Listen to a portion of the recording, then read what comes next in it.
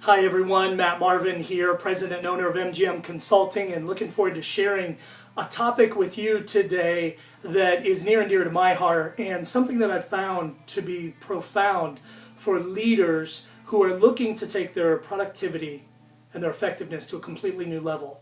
I don't know about you, but I know for me there are times when situations occur and I might fall into kind of a blame game. Have you ever been there?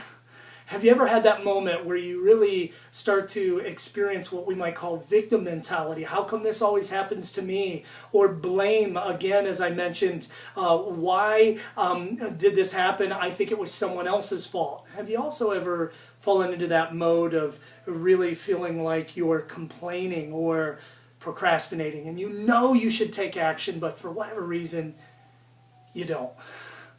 I know I have.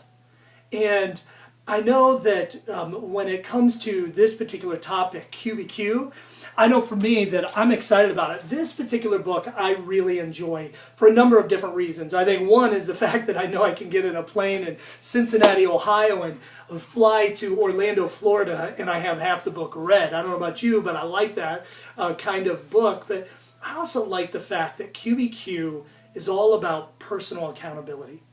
What does it mean when I start to take the kind of action that really does produce the results I desire most in my life? Now, I know my wife and I recently, we're driving in her new car. She's got a Kia Sorento. We were driving into a city far from our home, and the fuel light came on. It started to ding, but instantly the navigation system came on and said, "It appears that your fuel is low. Would you like me to provide you with directions to a nearby gas station?" Not about you, but for me, that type of technology is brilliant. It can really help you stay accountable and make sure that you don't do something foolish.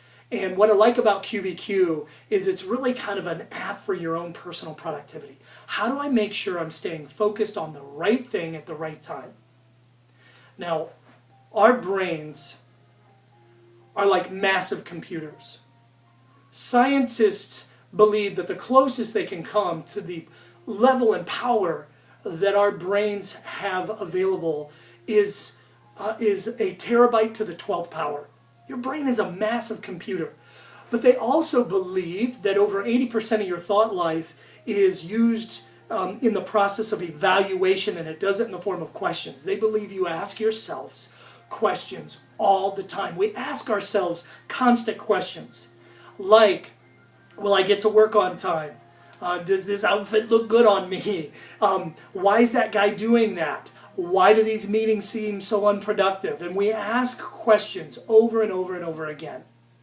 But we find that most of them can be what the author calls an IQ. He calls it an incorrect question. Now, we've all heard before, ask and you shall receive. Now, you know that. But they've discovered the same is true about your brain. They found that our brains, for example, will ask a question something like this: how come I never get my work done on time? And your brain is like a massive computer, and it'll walk through the files of your brain and it'll pull out a note and it'll say, here's why. Because if you ask, you'll receive. How come? Because you're lazy. How come? Because you don't know what you're doing. How come? Because, and it'll give what we call endless loop questions. You never really improve or get anywhere, but our brains stew on this type of question. But the author suggests, is it possible that there's a better question that allows us to be productive? And I think he nailed it. Now, the QBQ is very simple. It stands for the question behind the question. How do I get greater clarity and actually take action? So it looks like this: a QBQ, not an IQ, not an incorrect question, or what I might call an ineffective question, but a QBQ, the question behind the question. And it has three simple parts, and it's really simple. The first one is this: it must start. It must start with what or how. What or how? Then it must, second step, contain the word I, meaning me. This is not us. This is not them. This is not my boss. This is not my volunteers. This is not my team. This is me. So it starts with what or how, not why. Why is a key endless loop question.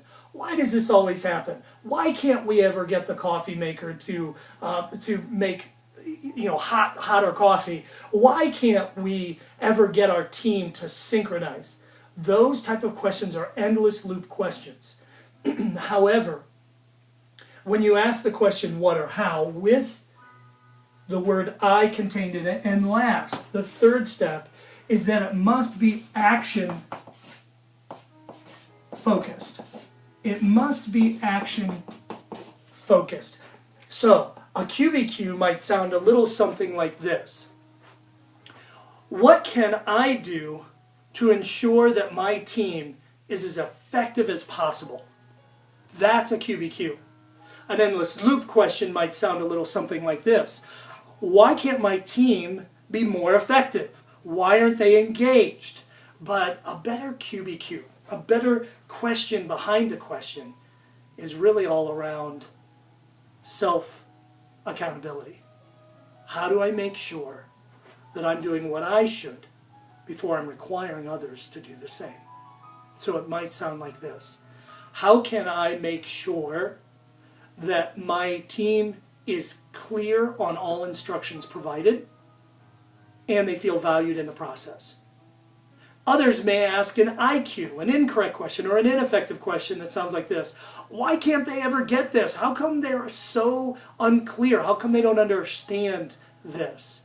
However, when I put me in the picture and ask how or what with an action step, it allows me to take greater action in the process. For example, I was working with my publisher of my book called Nailed It 10 Keys to Crushing the Interview, and I kept asking the question, why don't they provide me with a checklist that's simple and easy that I can follow? Well, the only problem with that was I went for months and never received it. It's a great question, but the only problem was it was an ineffective question. Might a more effective question be, how can I create a list that provides me with the crucial steps necessary for publishing so that I can follow it and it's easy? Once I did that, I created my own list and I was able to do it in less than a couple of days. So what happens when we take accountability and we can actually take steps forward? And so I share that with you because every now and then I'll have someone hear about a QBQ and they'll say this, I can't wait to show this to my team so they hold themselves accountable. And I say, that's a good thing. Do that. But I encourage you, spend a minimum of 30 days asking yourself QBQs. Letting your team see you holding yourself accountable for better questions before you even teach the concept, so that when they hear it, they have seen that you've modeled it along the way. So here's my question for you. What kind of impact could it have on your own productivity if you begin to ask QBQ questions? And my second question is, what kind of impact would it be on your team if you ask QBQ questions of yourself and model it for them in advance? So, having said that, I encourage you, be accountable to self and live effectively by QBQ questions. God bless, all the best, and I wish you well in your journey.